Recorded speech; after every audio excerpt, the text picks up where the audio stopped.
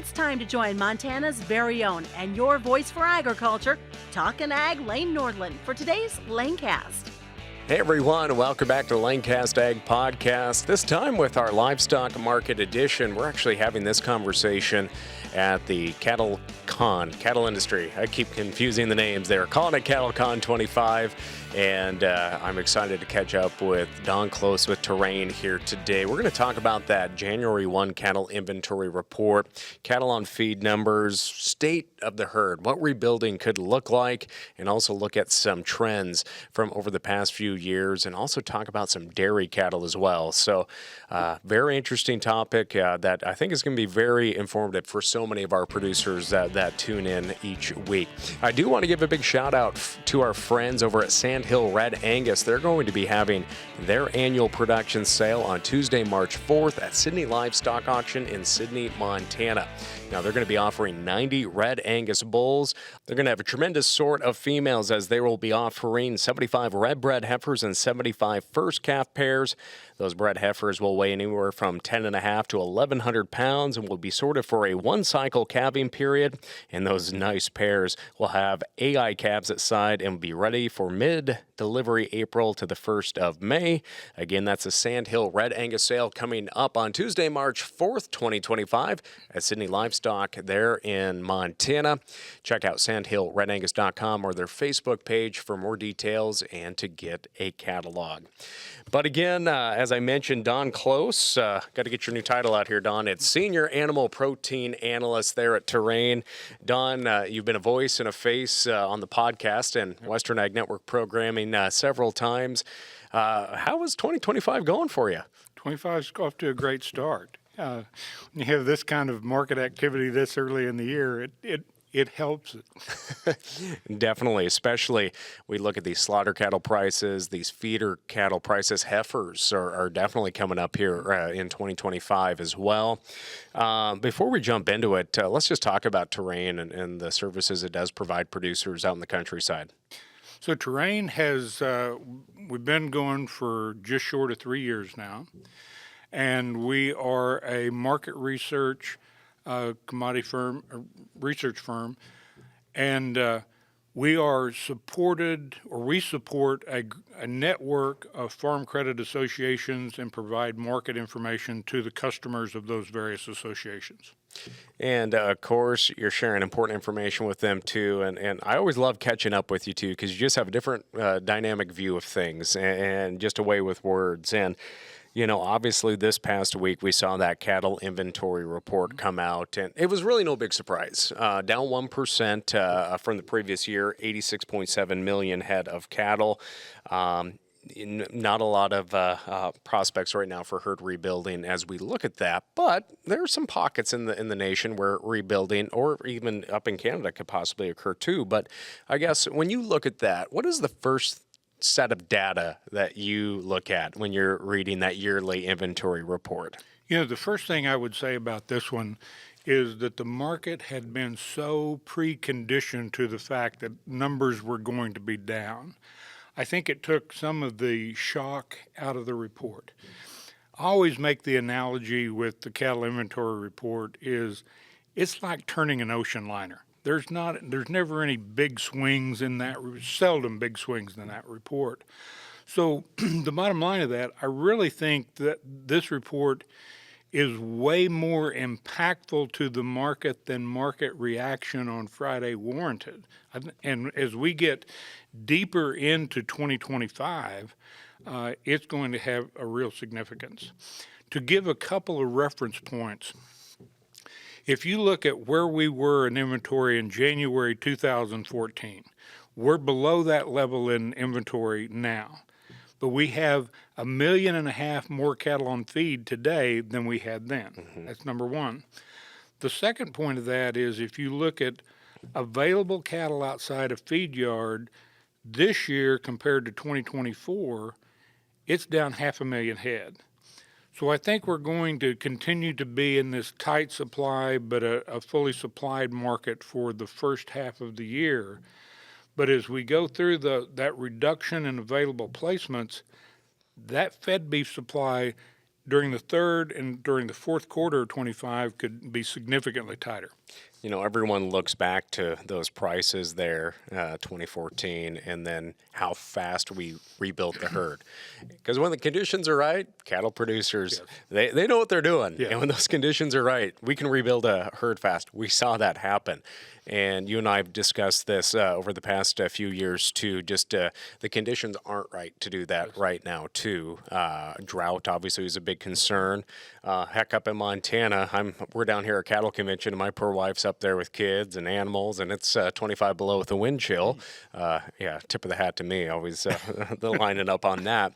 But the point being, it seems like, yes, we're getting some moisture. We got some moisture in the ground, but it could dry up again this spring. I think people get a little optimistic, you know, when our prices are good and we're getting some moisture. But what are some of the conversations you're having with weather experts about what that could look like early spring into summer during our grass growing time? You know, like everybody else, the weather reports that we're getting is the whole La Nina thing and the classic risk we have of being dry as we get into the summer. I think that's a very real concern to producers looking at expansion. If we go, start looking at that full list of reasons why producers haven't been quicker to respond, the age demographics is a thing. One of the things that you and I have talked about before, but so many of them told us, look, I was stressed and with prices over, 21, 22, 23. I'm going to get my balance sheet back in order before I even start thinking about expansion. The average age of producers is an influence.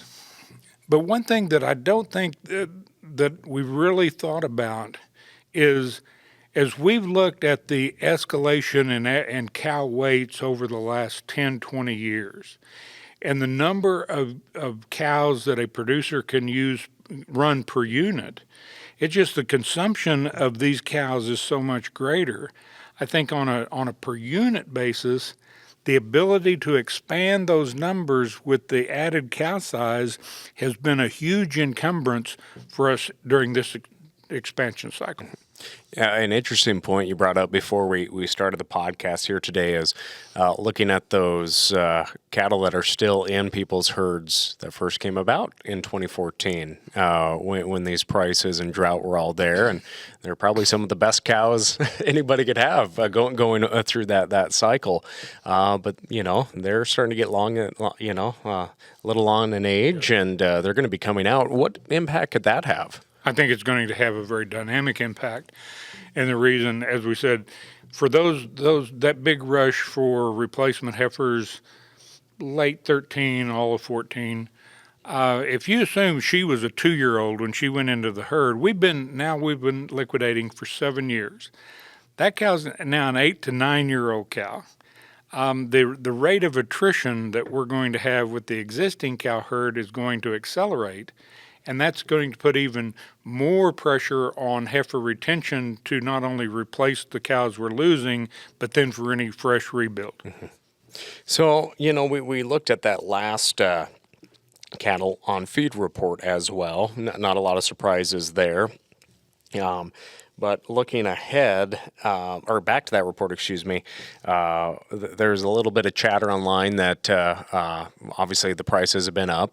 Packers need beef right now, and we've seen several weeks of record cash prices. What impact did the Mexican feeder cattle export-import ban have on that? Obviously, concerns over the screwworm.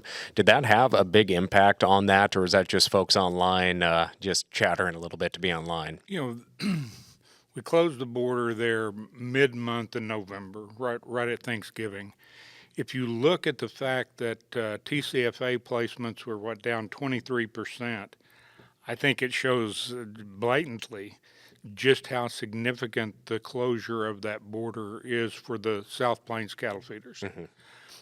At the same time, since all that happened, we've gone back, we've looked at the Mexican cattle inventory over the last 20 years, and in relationship to that, we've looked at the annual average shipment of cattle from Mexico, roughly 1.25 million.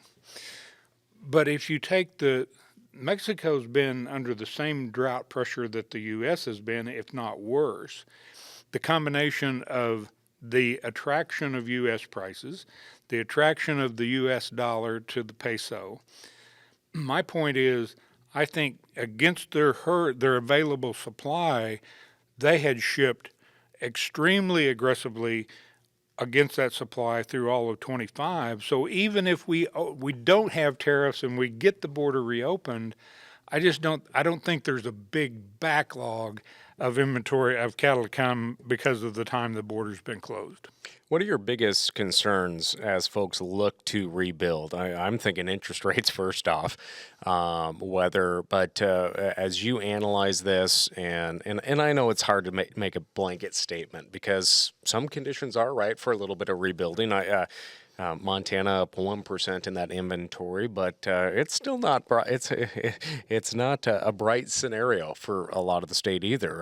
Not a lot of moisture in the eastern half of the state, but I guess what are your concerns, or what's some tips you have for producers as they consider rebuilding, retaining heifers themselves, buying heifers? What are some red flags, or what are some bright points maybe? One of the lessons that I learned from the 2014 rally, and I was one of the big cheerleaders of recommending to buy those females when they got into that $3,000, $3,500 price level. If you looked at market performance from 15 forward, that set of heifers with cull cow prices at current levels, they might get home with their liquidated value.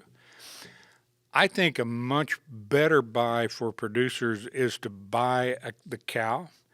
If you just look at the cost of developing heifers, if you look at the 15 to 20% fallout you have from calf loss, breedbacks, all of those complications, in this market and these price levels, I think the existing cow is a much lower risk proposition. Now, dairy, how is that going to factor into all of this? That's an interesting one.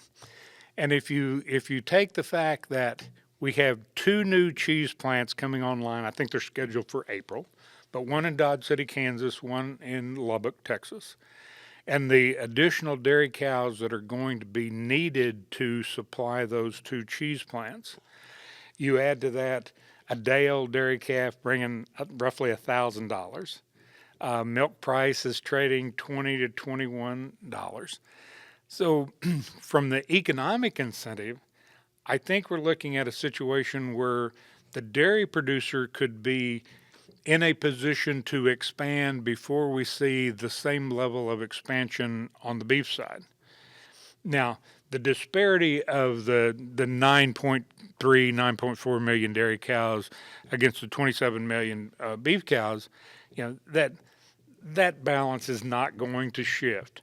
But it could be that we see more action on the dairy cow side before we see it on the beef side. Now, a lot of questions that I get is, what is the optimal U.S. cattle herd size? What is that perfect number to continue to see these higher prices for cow-calf producers? So feedlots are getting those good cash prices as well. What's the talk? I mean, I am not an expert on this side. That's why Don Close is sharing. He's going to share the crystal ball here. But what is the educated guess on that?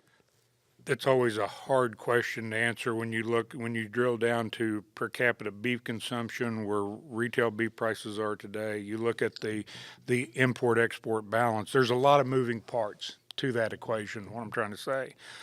Our analysis shows that we need to increase the cow herd by 2 to 2.5 million. That's both with whatever we expand on the dairy side and the beef side. When you asked me a bit ago about what are the lookouts that I'm seeing, just like we saw in 2014 and the prices that we're seeing for these calves and yearlings today, I still can't get over the hurdle of, at some point in time, that carrot attracting producers to expand is going to get so big that they're all going to want to buy a replacement female the same day. Mm-hmm. I think that event, that blow off top in the market, is still ahead of us. We know from the last 2 weeks of reports, in all likelihood, we will see an additional but very small decline in numbers for Jan 1, 2026. It could be 2027 before we see the chance of an increase in actual beef supplies. So I still think this market has a lot of runway ahead of it, but a lot of things are going to have to fall into place to trigger that expansion. You and I have also talked over the past few months about beef demand. Beef demand continues to remain strong. Latest indicators, folks are still turning to beef. So how, our view at Terrain, like everybody else, the fact that cattle supplies are smaller, that's not rocket science. We're pretty confident with that one. So that enables us, we place more emphasis than ever on monitoring consumer demand to the best of our ability. We look at consumer debt. We look at credit card and car loan delinquencies. We see those measurements and the consumer. We look at beef demand a couple of different ways and then compare the two. And all of our work shows that demand base is absolutely as strong as it's been and hasn't yielded at all. We've seen beef continue to grow in demand in relationship to the other proteins. We see the demand for prime and the upper 2/3 choice continue to grow. And then with the price levels that we've seen, ground beef demand is phenomenal. So with all of those indicators in place, it's going to happen. Sooner or later they're going to say enough. But for the evidence we have today, it's not yet. And I know we just had a new bird flu strain identified last week, H5N9. We're seeing a lot of poultry operations have to cull birds. So for the foreseeable future, we're going to most likely see those elevated prices for chicken and eggs. Eggs has been the big mainstream media is all about egg prices right now. But what are the numbers showing and indicating for the future? We're not anywhere close to getting a handle on bird flu. It's reported in all 50 states. The size of the mass liquidations appear to continuously get bigger into bigger flocks. Certainly on the egg supply side, it's a huge challenge. Then we jump into the debate: do we get a lead on with the level of disease in wild bird flocks? Are we ever going to be able to get a handle on this with control of the bird or the flocks, or do we go down the vaccine route, and then what does that mean for our export capabilities? There's not an easy answer on that one. I'd say the brights, if there is a bright spot, it's the ability to produce broilers in 8 to 10 weeks and replace layer hens in a matter of 6 months. But beyond that, there's not a good answer, Lane. Well, Don, I know you have a lot of folks to talk to here at CattleCon. Just any last thoughts, especially for cow-calf producers out in the countryside today? It's a good week this week with the prices we've had. But the thing that I always like to remind producers when we get into this kind of a market environment, whatever the battle of the day is, the stress of just livestock in general, I always like to remind producers, when you get into this kind of market, take time to enjoy it. I mean, this is an incredible market.